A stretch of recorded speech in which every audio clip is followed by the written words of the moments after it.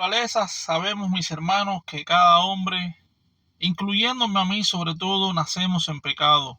Nacemos faltando a la ley del Señor y sobre todo apartándonos de la palabra del Señor y no la guardamos en el transcurso de nuestra vida hasta únicamente cuando nuestros ojos son abiertos a la luz de las Escrituras. Conocemos del Señor, nos arrepentimos y venimos una vez más a los pies del Señor, mientras tenemos una vida desordenada, mis hermanos, tal y como estaba llevando este pueblo, como nos relata Malaquías en sus capítulos 3, capítulos 4, más o menos los primeros versículos. Vemos que Dios se había vuelto, Dios más bien estaba con ellos en todo momento. Pero ¿qué pasaba? Que este pueblo pensaba que Dios era un Dios injusto, un Dios que los olvidaba. Y dejemos bien claro, mis hermanos, que podemos notar en estos capítulos que Dios no se había vuelto injusto, ni había actuado en contra de Israel, menos todavía. ¿Por qué? Porque su existencia es la misma, a pesar de la larga historia que Israel y los demás pueblos, sobre todo, habían tenido de rebelión.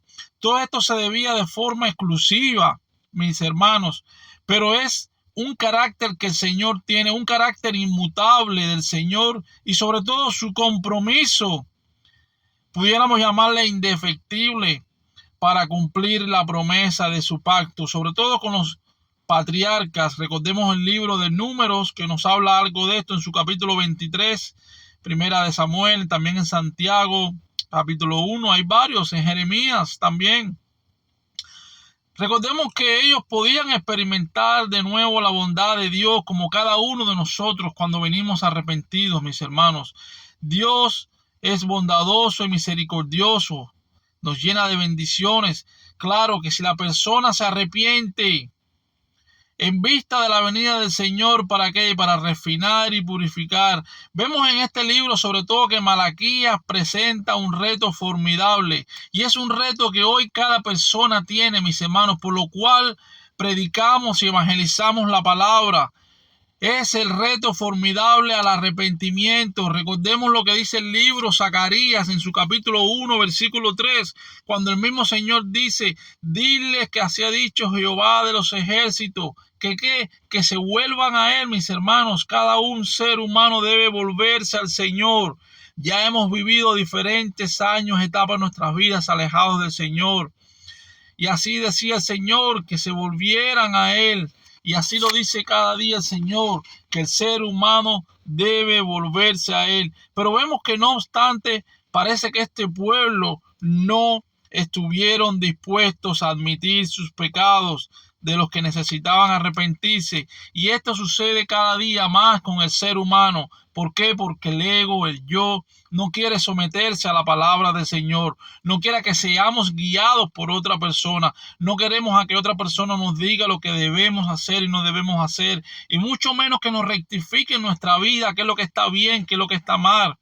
Pero sabemos que la invitación de volver al Señor es respondida por aquellos que le escuchan, por aquellos que el Señor abre sus oídos mediante su palabra.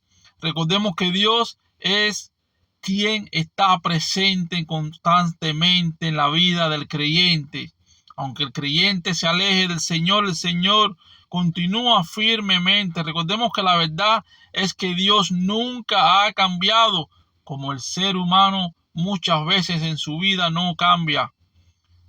El Señor sigue siendo tan justo como siempre, pero algunas personas en nuestras vidas también continúan siendo tan injustos como de costumbre.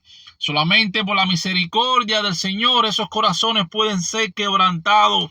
Solamente por el evangelio y la palabra que predicamos y evangelizamos cada día con nuestros mensajes, mis hermanos, un ser humano puede venir rendido a los pies del Señor. Y yo te exhorto en esta mañana, en esta tarde, en esta noche, cuando escuches este mensaje, que pienses cada día más, si es que tú no conoces del Señor todavía. Escudriña las Escrituras y permite que el Señor hable a tu corazón mediante su palabra.